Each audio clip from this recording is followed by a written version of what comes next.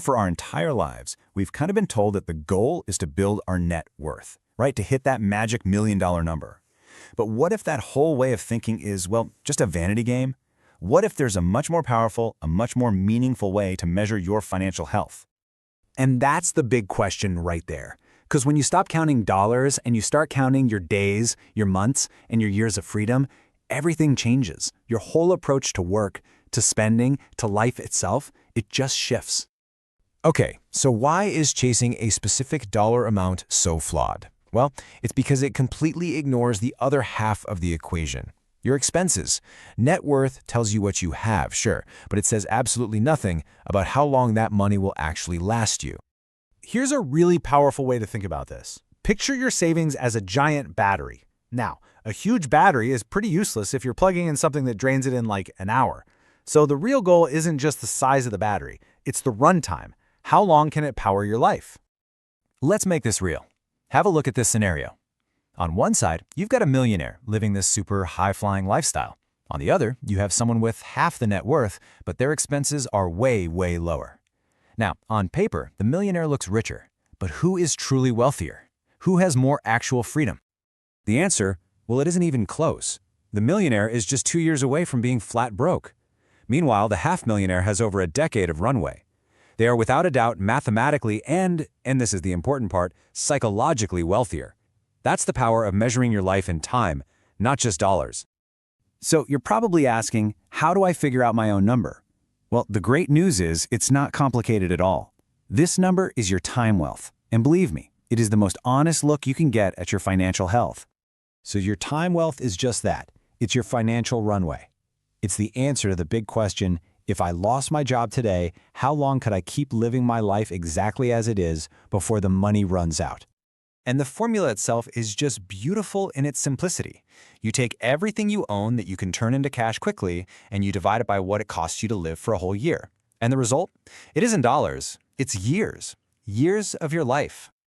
Now, it's absolutely crucial to be honest about what your liquid assets are. We're talking cash, stocks, bonds, basically anything you could sell in a couple of days. What it does not include is your main home or your car. And why is that? Well, you still need a place to live, right? A way to get around. Let's be real, you can't eat your house. Okay, so calculating the number is step one. But the real magic, the part that changes everything, happens when you start to hit some key milestones. This isn't just about the math anymore. It's about shifting your entire mindset. Think of it like a journey with 3 major stages. The first big milestone is saving 1 year of expenses. That gets you out of survival mode. The second is when you hit 2 to 5 years, which gives you incredible power and leverage. And the final goal, the end game, is something called the crossover point, and that means infinite freedom. Let's talk about that first year for a second.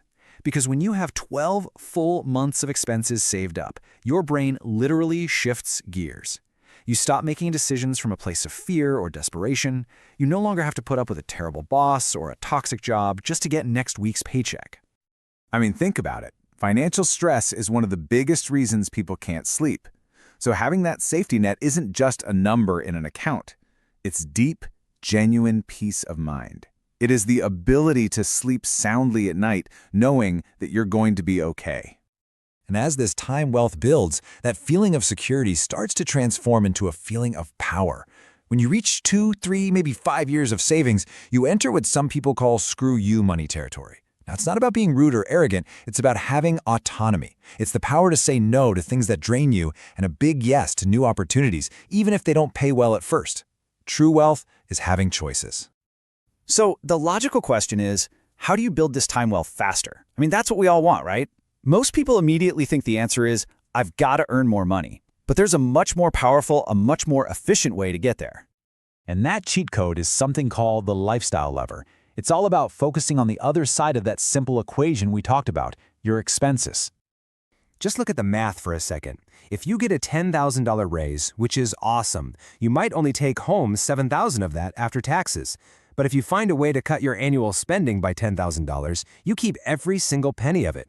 A dollar saved is actually more valuable than a dollar earned. And this is where the real magic happens. See, lowering your expenses does 2 incredible things at once. First, it frees up more money to save. That's the obvious part. But second, It lowers the total amount of money you need to be free in the first place. So you are literally moving the finish line closer to you while you're running towards it faster. All of this leads to the ultimate goal, the crossover point. This is that beautiful moment when your invested assets, your battery, are generating enough income each year to cover all of your expenses forever. At this point, work becomes a choice, not necessity. Your time wealth is efficiently infinite. So here's the thought I want to leave you with. It's a way to reframe every single spending decision you make from now on. Stop asking, can I afford this? Instead, start asking a new question. How many minutes of my freedom will this cost me?